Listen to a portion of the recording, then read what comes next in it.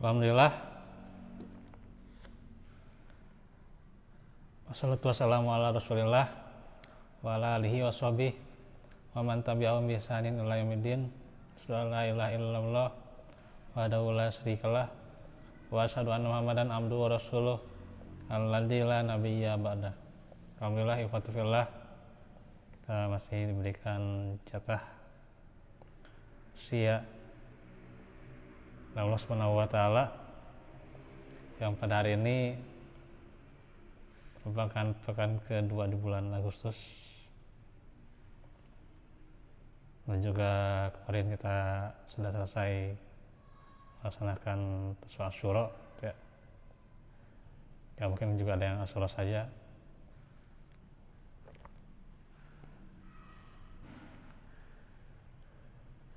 Nah, tentunya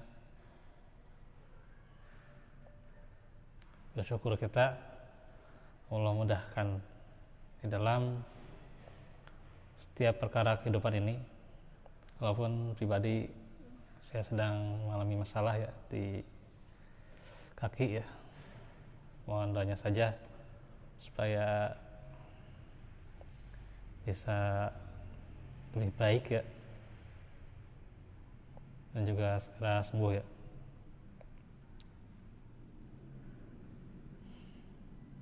Baik, setelah kita mengetahui rukun-rukun wudu ya, kemudian juga sunnah-sunnah dalam wudu,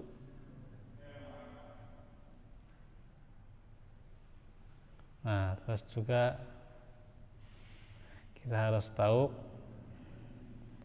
beberapa hal penting ya yang harus kita ketahui ya sebagai orang-orang yang berwudu ya. Oh ya, sebelumnya juga saya ingin mengucapkan duka cita ya untuk keluarga panjang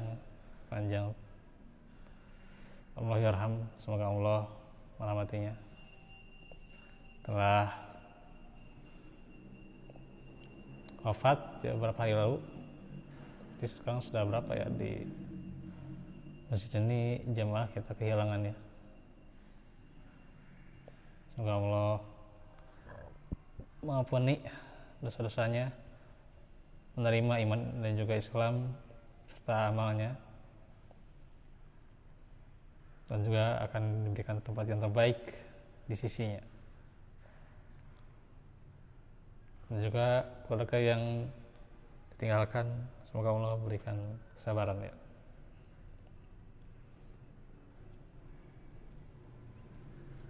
Ada beberapa hal ya, sebenarnya yang namanya khilafiyah ya. Tapi kalau sedang diajarkan sesuatu yang memang khilafiyah ya, hanya saja sebenarnya bukan khilafiyah yang ya patut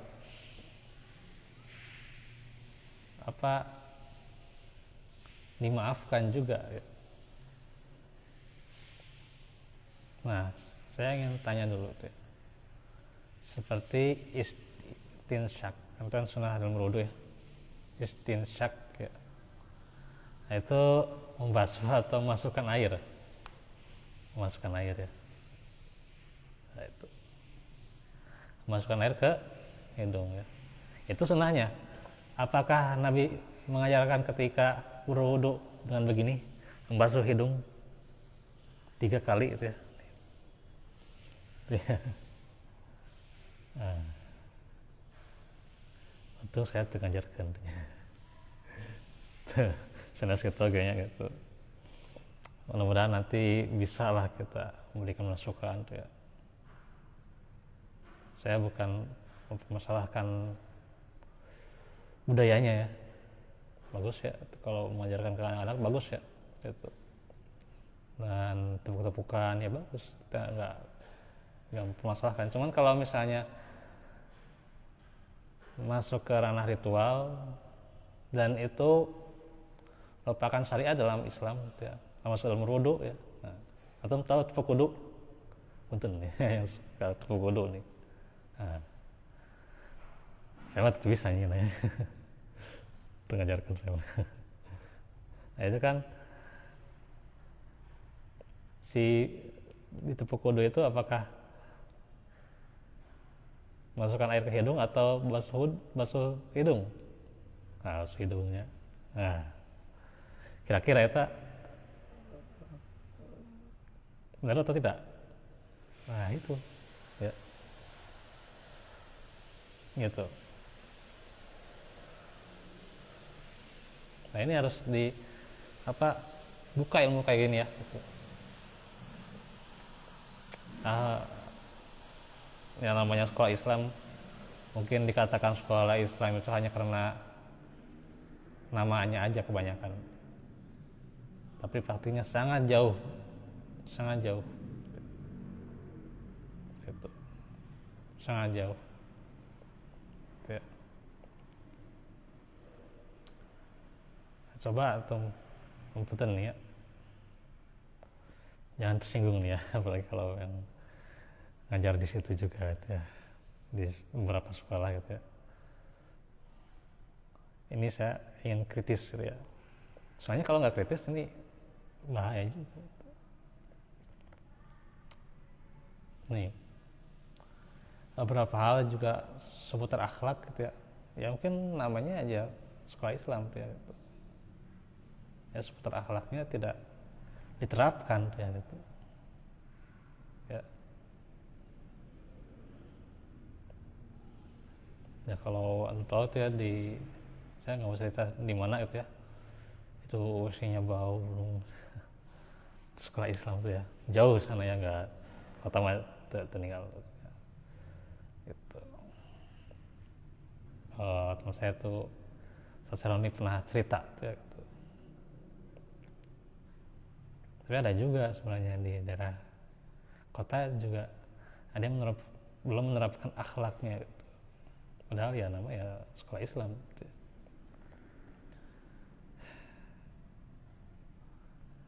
Nah ini ya, hal-hal seperti ini harus kita tahu ya gitu.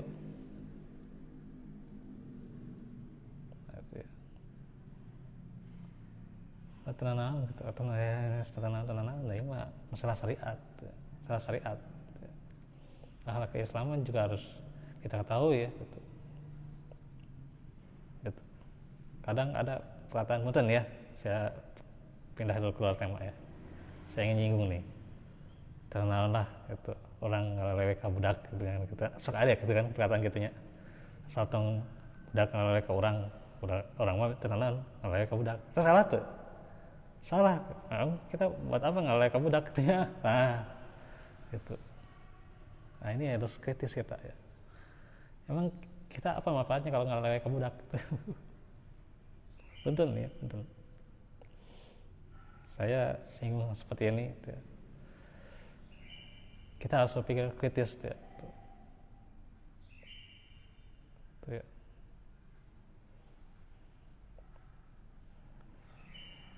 Nah ini jadi zaman sekarang itu kita bukan hanya masalah idealisme gitu ya, adaptasi yang jadi penting gitu ya, gitu. Jadi penting buat kita gitu ya. Akan kita ajarkan yang benar gitu ya. Adaptasi gitu ya. Ya walaupun sekarang zamannya teknologi, tetap adaptasi bagaimana sesuai dengan keadaan zaman gitu ya. Ya bukan artinya agama harus mengikuti zaman, enggak, itu dibalik gitu.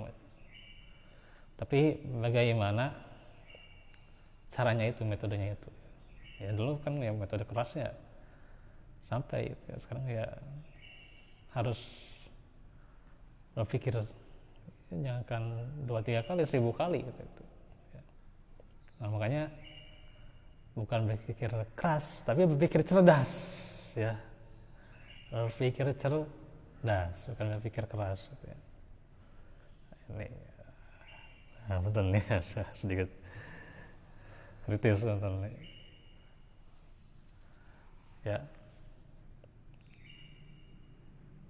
Jadi ya kita ajarkan itu metode gitu, bukan masalah harus kerasnya harus sesuai dengan seperti apalagi zaman dahulu gitu ya. Termasuk dalam hal praktek syariat, dalam hal wudhu gitu ya, gitu. Ya ajarkan dengan metode gitu ya, bukan dengan amarah gitu ya. Apalagi kan kalau belum tahu ya tentang hukum amarah gitu ya dalam Islam itu ya, udahlah.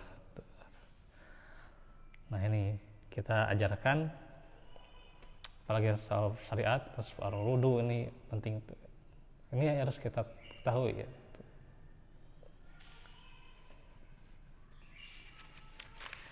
Nah, ini ada berapa poin ya? Oh lumayan ya. Teman, ada prolog dulu ya.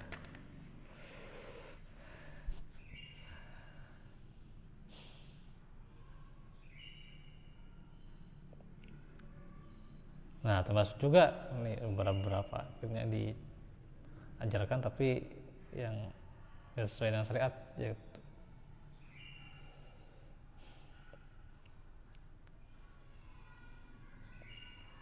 nah yang pertama ya, poin yang pertama membaca doa saat berwudu. Nah kita sebagian mungkin masih ada yang mengucapkan itu ya doa-doa atau zikir saat berwudu ya. Di antaranya doa tertentu ya di setiap anggota badan yang dibasuh dalam berwudu ya. Misalnya membasuh wajah ada doanya gitu ya. Terus tangan sampai siku itu ada doanya. Saya nggak akan bacakan ya doanya. Terus juga basuh tangan kiri juga ada doanya ya. Kanan kirinya ada doanya. Masing-masing ada doanya ya. Ini harus diajarkan ya. Nah, ada beberapa catatan ulama terkait doa dalam masalah ini ya. Syaukani mengatakan dan menegaskan dalam masalah ini tidak ada dasar hadis. Setiap hadis tentang membaca doa saat membasuh anggota wudhu yang wajib dibasuh adalah palsu ya. Artinya tidak ada contohnya ya. Palsu ya. Atau dalam sanadnya terdapat perawi yang bohong ya. Atau matruk ditinggalkan ya. Ditinggalkan riwayat hadisnya. Sayyid Sabiq berkata, membaca doa ketika membasuh anggota wudhu adalah batil ya. Tidak memiliki dasar. Dengan demikian bahwa doa yang diucapkan dalam berwudu masih ada perdebatan ya. Ada kan redaksinya juga beda-beda gitu.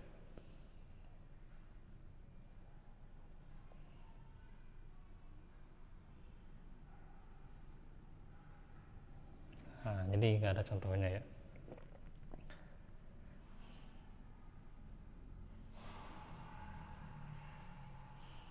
Maka apa doa wudhu itu? Ya kan bismillah. Kemudian tidak ada doa dalam anggota wudhunya ya. Terus nanti setelahnya ya syahadat. Terus al-maj'alni minat tawabin, waj'alni minal mutahhirin. Sampai situ kalau yang sahihnya ya. Gitu. Terus ya bebas doa setelah itu apa saja itu ya. Dengan mengangkat tangan. Nah, itu simpel kan itu. Nah itu ya. Nah sekarang yang kedua berbicara saat berwudu. Nah, ini juga ya. Nah kalau di kita bicara saat berwudu itu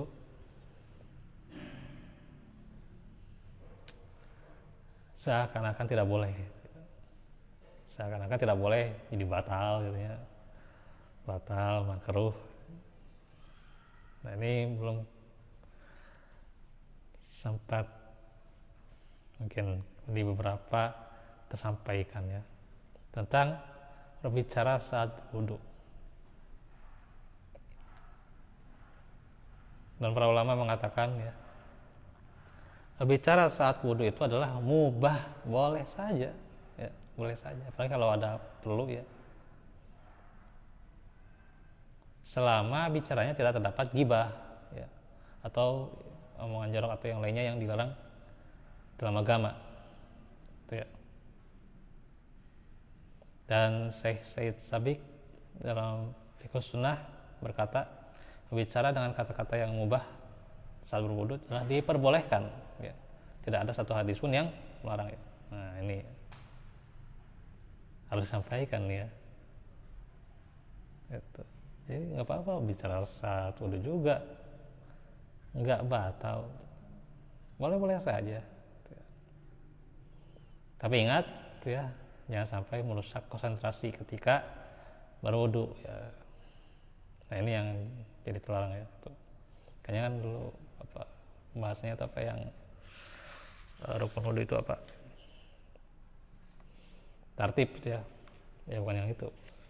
Apa namanya itu coba betul ya.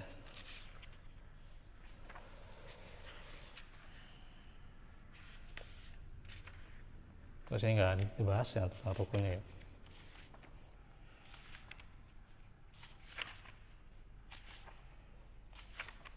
Nanti ada yang hal yang membatalkan kalau salah ya.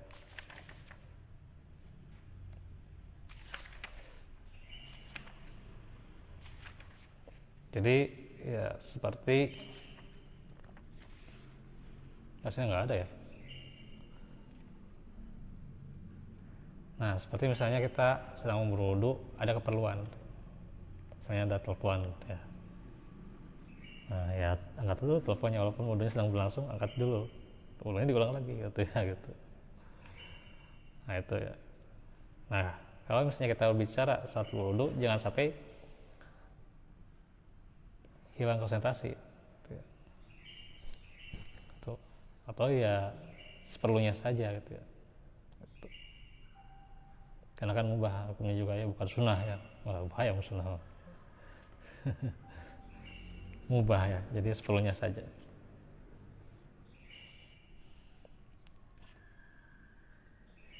Yang ketiga, berhemat menggunakan air ya. Nah ini juga harus disampaikan ya, kita itu berhemat dalam menggunakan air itu sebagaimana gitu. Yang Bukhari menjelaskan para ulama membenci untuk berlebihan dalam menggunakan air dan melampaui dari perbuatan Nabi ya, dalam berwudu dalam hal ini ya, dan juga dalam hal yang lainnya tidak boleh kita berlebihan ya.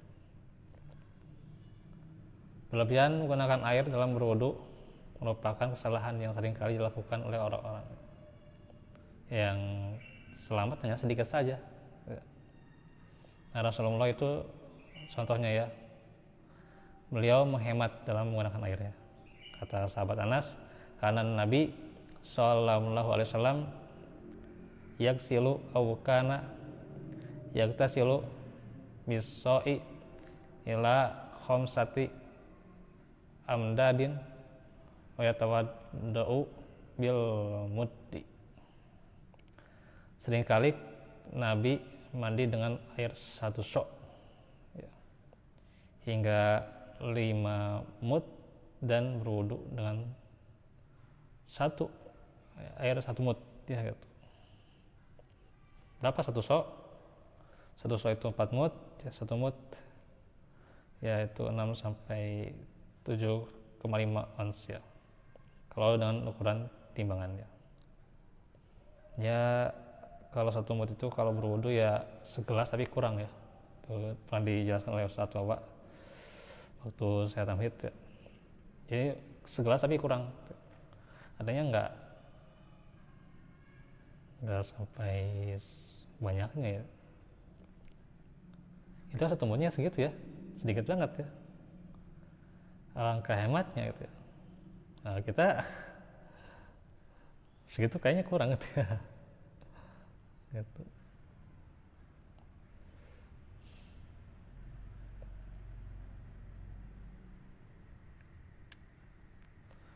Nah, terus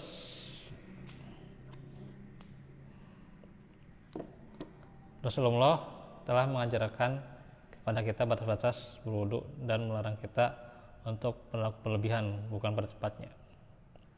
Amr bin Shu'aib meriwayatkan dari bapaknya, dari kakeknya, yang berkata, Ja'a A'rabiyun ilan Nabi sallallahu alaihi wasallam yas'alhu anil wudu'i fa'arahul wudu'a salasan summa qala hakada al wudu'u faman zada ala hadza faqad asa'a wa ta'adda wa zalama. Pernah seorang Arab pedalaman datang menemui Nabi lalu bertanya tentang wudu. Lalu diajarkan kepadanya wudu dengan basuh 3 kali berturut-turut bagi setiap anggota wudu yang wajib dibasuh. Setelah itu beliau bersabda, beginilah cara berwudu. Siapapun yang berlebihan dari yang ini berarti ia telah berbuat kesalahan, melampaui batas dan menzalimi dirinya sendiri. Nah, ini ada ancaman bagi orang yang berlebihan ya dalam menggunakan air tanpa alasan yang dibenarkan, ini ya terlampaui batas dan menzalimi dirinya sendiri ya.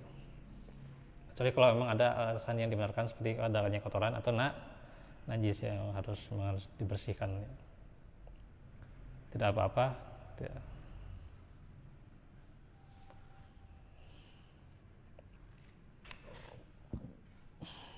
Nah, di sini yang jadi catatan kita ya.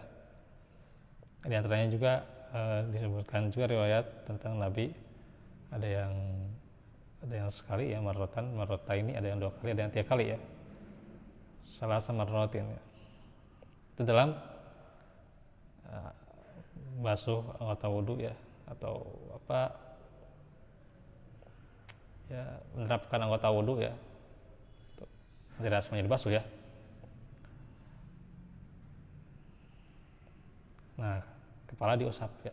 Nah, kecuali kepala ya. Itu hanya sekali saja. Nah, kita mengajarkan berapa kali coba? Nah, itu ya. Nah, ini ya. Makanya ini harus kritis, itu harusnya seperti ini ya, kritis.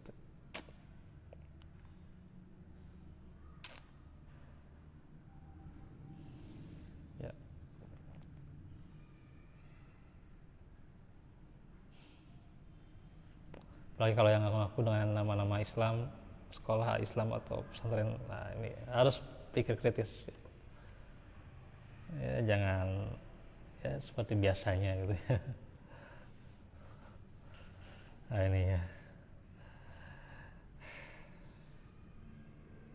kita ajarkan berhemat menggunakan air ya. Kita sampaikan Nabi itu berapa ya, berapa ukurannya ketika berwudu dengan 1 mud diantaranya ya. Ada yang juga mengatakan malah 2/3 dan tidak semuanya dibasuh 3 kali ya. Ada malah kadang diselang-seling, ada yang 2, ada yang 1, ada yang 3, atau selang-seling ini misalnya mukanya 3, terus tangannya misalnya masing-masing 2 ya, selang-seling, tidak semuanya 3 ya. Kadang-kadang seperti itu. Apalagi dalam kondisi misalnya kepepet menjamah ya, mau qomat ya atau masbuk ya, khawatir nanti ketinggalan. Nah, itu kan bisa fleksibel ya, gitu, bisa fleksibel.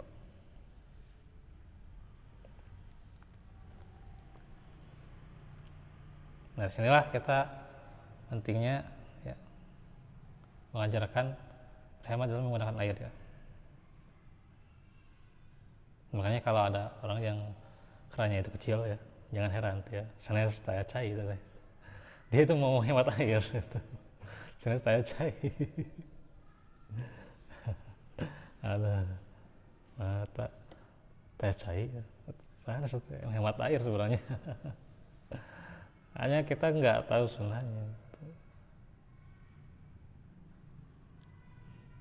Ada orang ya saking hematnya air itu ya, pas kan si keran itu kan di itu, nah pas itunya di ini nyalain, basuh, matiin lagi gitu kan sambil dibasuh.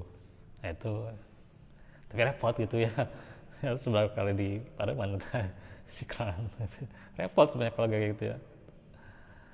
Ini ya lebih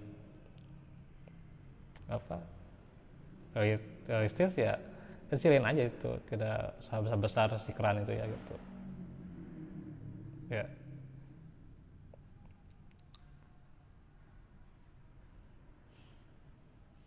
Nah ini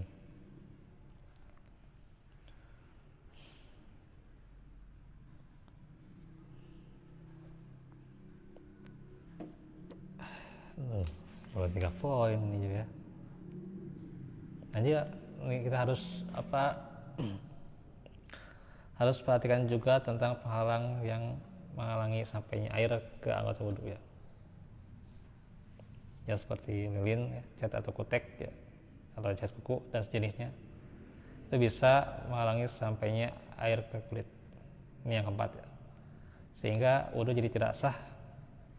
Jika kemudian melakukan sholat, ya maka sholatnya pun tidak sah juga. Ya, maka yang harus dilakukan adalah menghilangkan, kecuali kalau memang terpaksa tidak bisa dihilangkan ya tidak apa-apa ya. Atau misalnya seperti perban ya, nggak masalah itu. Pembalut tulang yang patah ya, atau karena luka ya, ada yang dilewat ya, atau karena kan dia diperban kan nggak bisa kena air ya, nggak boleh itu. Nah itu kan karena tidak boleh lembab ya, tidak boleh banyak kena air ya, tidak apa-apa, tidak dibasuh atau bahkan hanya basuh perban sedikitnya, atau hanya basuh atasnya saja tidak apa-apa gitu ya, tidak apa-apa. Seperti apa, memakai sepatu khuf ya gitu. Karena dia kan sakit ya, ada uzur. Bila air membahayakan bagi orang yang sedang sakit, bahkan bisa diganti dengan tayamum. Tuh, bisa diganti dengan tayamum.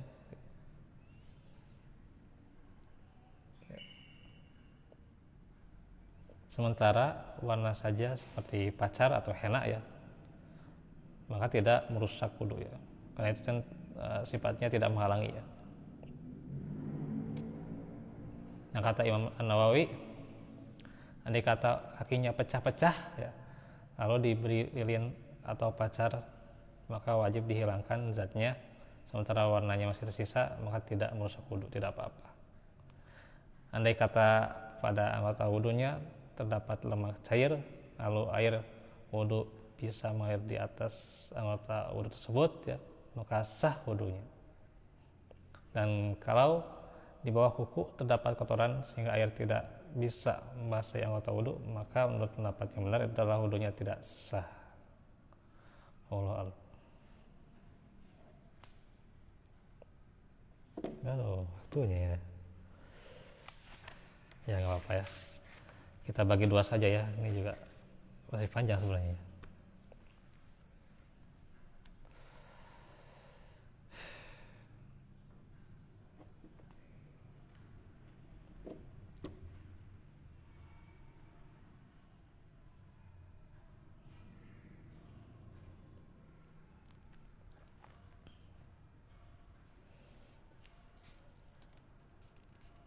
Ya.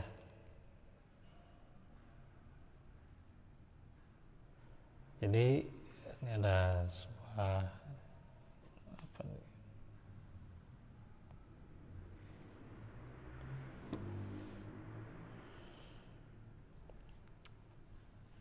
Ya. Saya ada pertanyaan, ada panggilan tadi.